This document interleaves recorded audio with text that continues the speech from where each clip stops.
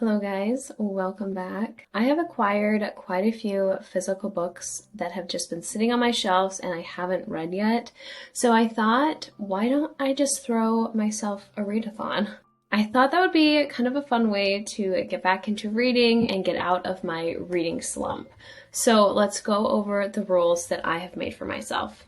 The first rule is that this is only going to last 7 days. It's currently July 24th on a Wednesday. So next Wednesday on July 31st will be the end of my readathon. I'm not giving myself a rule that I have to finish any specific books. I'm very much a mood reader, and if I am told that I have to read something, it's no longer fun for me. So I have a list of books here, and the idea is that I can read any of these books, even if I start a book and don't find myself getting into it, I can leave that book behind and try a different one and try to find something that is going to get me in the mood to read.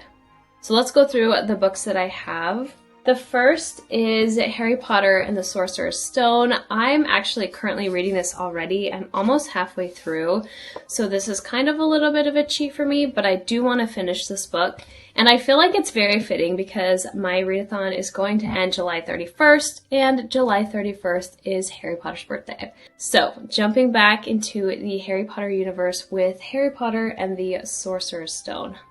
My second book is The Inheritance Games by Jennifer Lynn Barnes. I've had this book for probably almost a year by now and still haven't read it, so definitely high on my list. My next book is one that I mentioned a couple of videos ago, and it is The Spell Shop by Sarah Beth Durst. It just looks very cute and cozy. My next book is also one that I mentioned a couple of videos ago, and that is The Unwedding by Ali Condi. This is a murder mystery that takes place at a resort in Big Sur. My very last book is A Fate Inked in Blood by Danielle L. Jensen. The pages on this book are so beautiful. They're like this sparkly teal color, and I read her Bridge trilogy. Was it a trilogy? The Bridge Kingdom series, and loved her writing. I loved the pace and the characters. So I was really excited when this one came out, and I just haven't had a chance yet to pick it up. I'm really hoping to get to this one.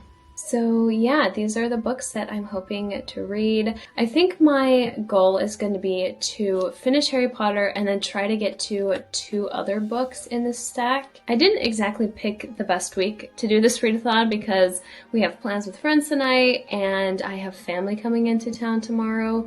So it is going to be a little bit busy, but I'm hopeful that I can at least finish Harry Potter and hopefully read another 2 out of this stack.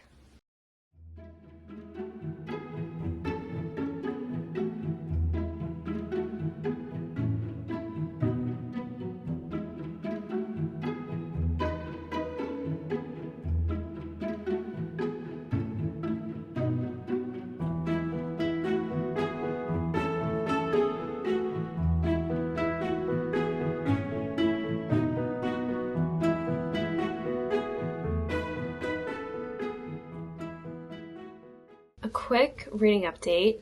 I finished A Fate Inked in Blood by Danielle Jensen. This book was really interesting. It pulls from a lot of Nordic myths and legends, which I thought was kind of fun. It was, I believe, 414 pages. So I'm glad that I finally got to this and was able to finish this. And now I have moved on to The Inheritance Games. I am a little over halfway through this book, and I'm really hoping that I can finish this today and maybe squeeze in another book as well before Wednesday. It's currently Monday, so I have 3 more days left. I'm hopeful that maybe I can squeeze another book in. And then my last book that I'm also currently reading is Harry Potter and the Sorcerer's Stone. I am about 75% through this one, so this should be really easy to finish within the next day or 2. So yeah, hoping I can maybe squeeze another book into my readathon. I also went to Target this last weekend and picked up a couple of candles. The first one I got is this Applewood and Amber crackling wood wick candle. These candles are the kind that make those popping sounds, which just kind of makes your house feel really warm and cozy. The second candle I picked up was this red mango and amber candle, and it smells so good. It smells just very autumnal, and I'm just so excited for autumn this year. Then I also got this candle and wax warmer. Leo and I took a candle making class, and we actually have leftover wax from the scents that we created. So I've been looking for like a wax melter to melt those.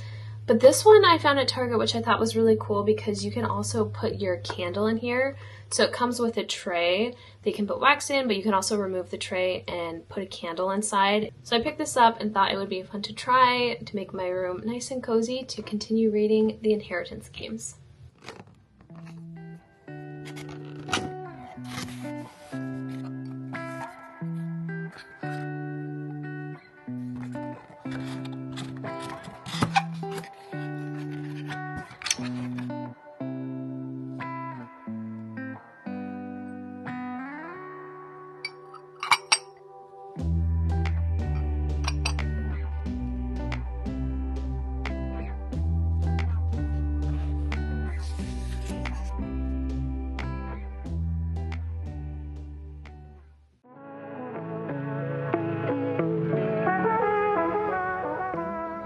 So I've been listening to the Harry Potter audiobook, and I always forget how unhinged Dumbledore is in the first book. Like, he's just this crazy old man. And I feel like they really didn't capture that in the movies at all. Like, Dumbledore always seems very serious in the movies, but I just love him so much in the books. He's just crazy.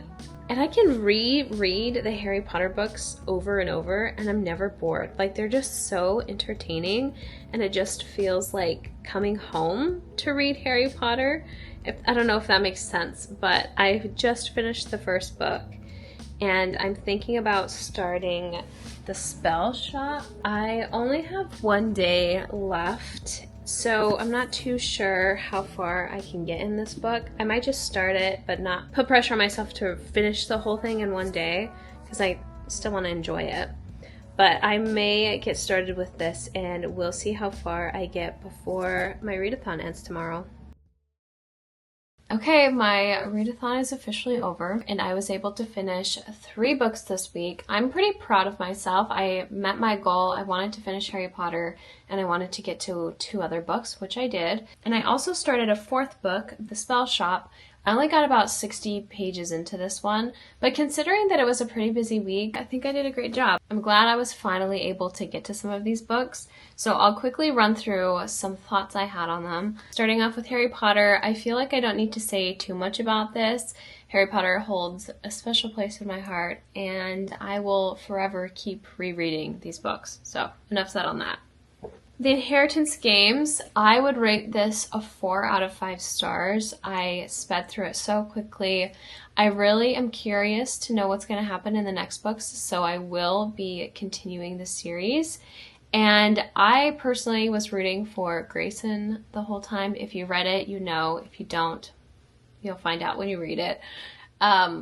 But yeah, I really liked Grayson, and I'm curious to see what Avery and Grayson's relationship looks like in the next books.